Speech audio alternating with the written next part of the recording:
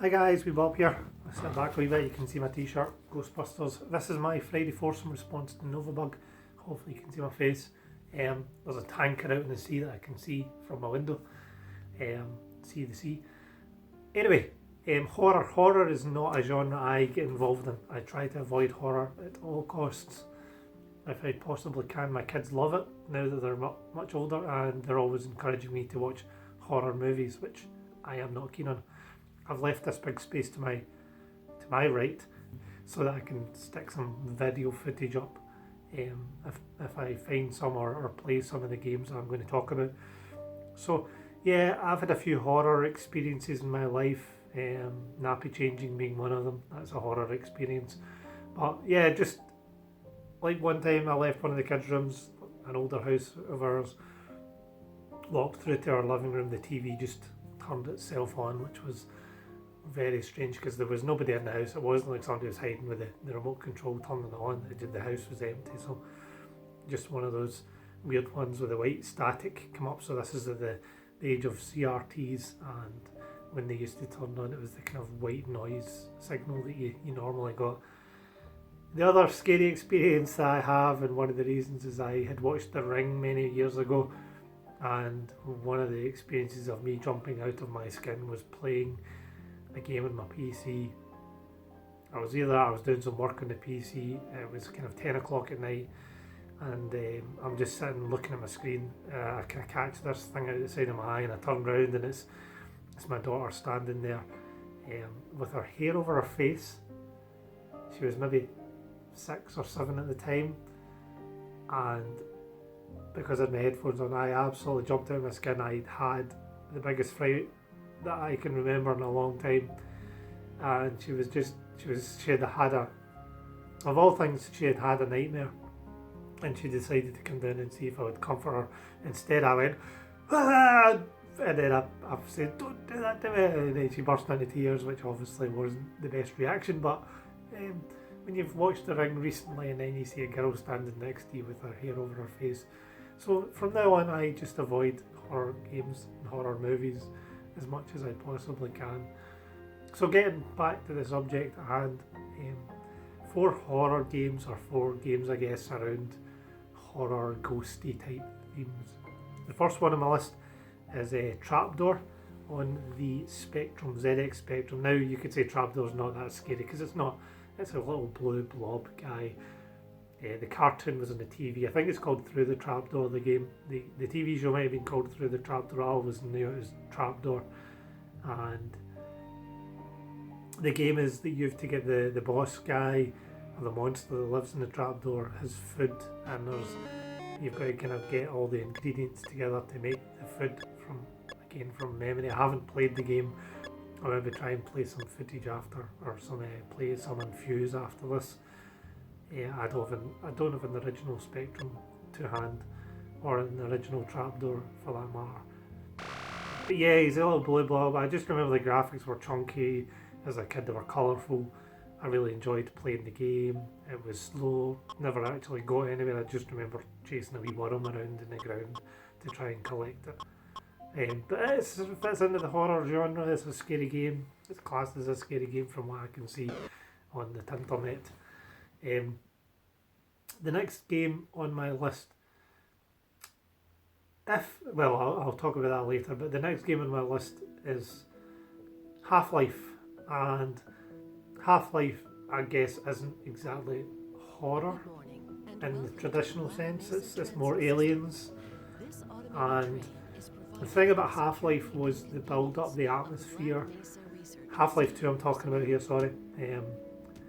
So Half-Life 2, that I remember, was you were on the train at the beginning of the game. You're trying to head in. There's the guy in the suit who's just kind of standing and staring at you as you kind of go by and look on. And it was just like, oh my goodness, this is scary. And you're looking around, there's all these experiments happening, and there's loads of different things happening.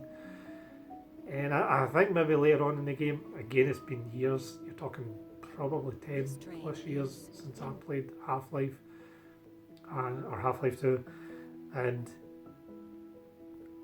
I think there was a bit where there was people getting killed at some point when you're on a train, perhaps later in the game. but the first part when you're just kind of getting in to go and do the experiment, and straight after the experiment, the first little creepy spider thing runs out at you, and you've got literally just a pistol. I just remember it being a great game.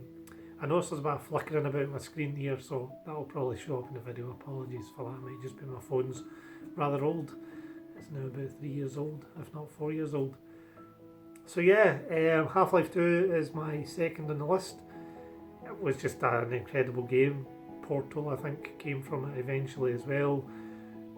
There's the new Half-Life Alyx, which I haven't had a shot of, that I've heard Alan Mainmeister talk about on the VR, which sounds really good, but again, VR and scariness, all that Resident Evil stuff, I tried that for about 2 minutes and had to take it off my head because I am not into scary stuff at all.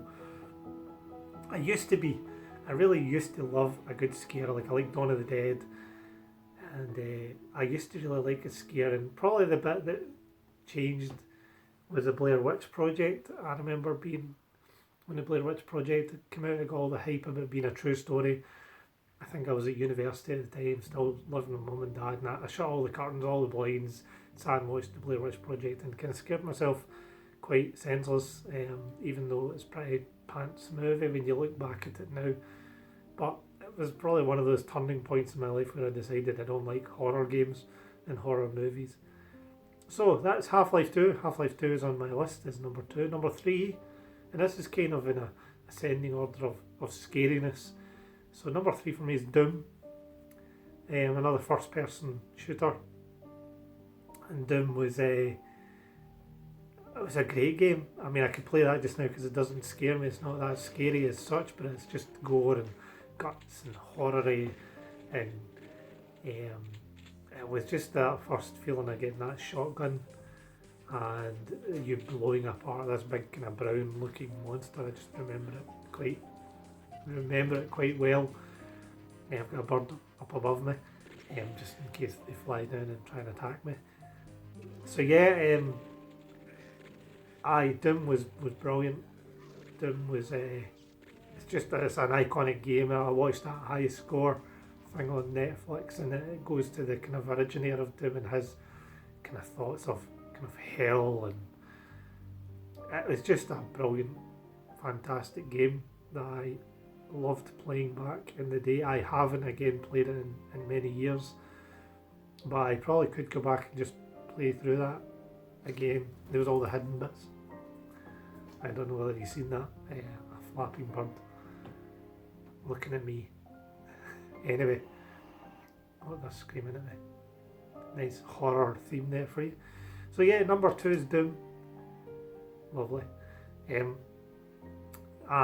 I think most people will love Doom. It's just a great game. Even the front cover, I remember the guys kind of shooting down into the crowd of monsters that are trying to get him, and looking rather powerful about doing it, but yeah, they're all kind of trying to grab him.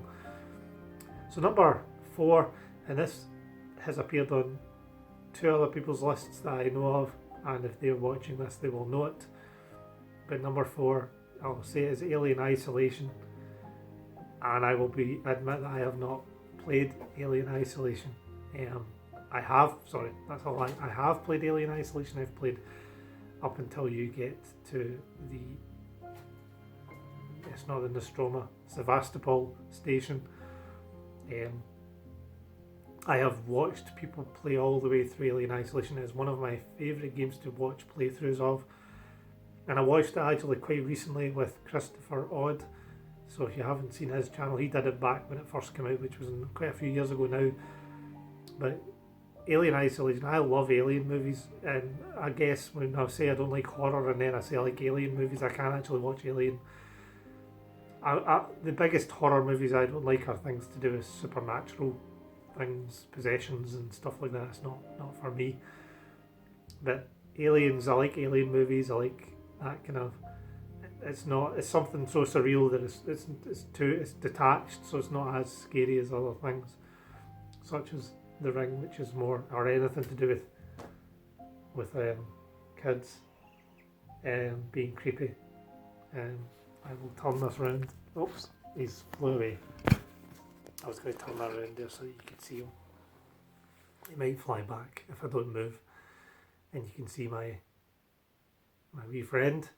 Anyway, yeah, number one's Alien Isolation. I love the Alien movies, and Alien Isolation, as Bangkok Ian had talked about. Sorry to ruin his one of his choices.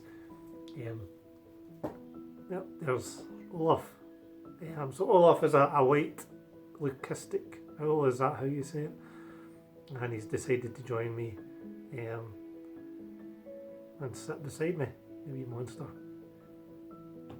So yeah, he's our pet owl, or one of them. We've got another few rescues as well as captive owls. My wife works or helps volunteer at the Scottish Owl Centre, so some breeding programs and stuff like that. So that's another part of my life that maybe is not particularly clear. But yeah, so he just flies around the living room or the house as much as he wants. We're hoping to get some more room for them at some point in the future, and get them flying freely once we can get them chipped. So yeah, I guess an owl's not so bad for a Halloween type, horror-y type. Oh, he's come back. And so I've lost my track of thought there. Yeah, Alien Isolation, Aliens and Ripley and the story of Ripley and Sigourney Weaver and that whole movie genre I absolutely love. I've watched them several times, and Alien Isolation is just so scary that I couldn't play it. I literally just couldn't be in that game. I want to play it. I've got such a drive to play Alien Isolation. I can watch people play it, but the thought of me hiding in some sort of wee cupboard and actually having the capability to press the button and come out, and any chance of me playing that in VR is just not going to happen. VR and Alien just would be scary. Wait, he's flew away. He's a bit skittish. As Olaf. I don't know whether I can. Oh, he's away again. Yeah. So that's my Friday foursome. You got an owl, including well, a white leucistic owl, which is not common. And I hope you guys are well. Thanks for watching my video. And for the moment, wee Bob is out. Bye.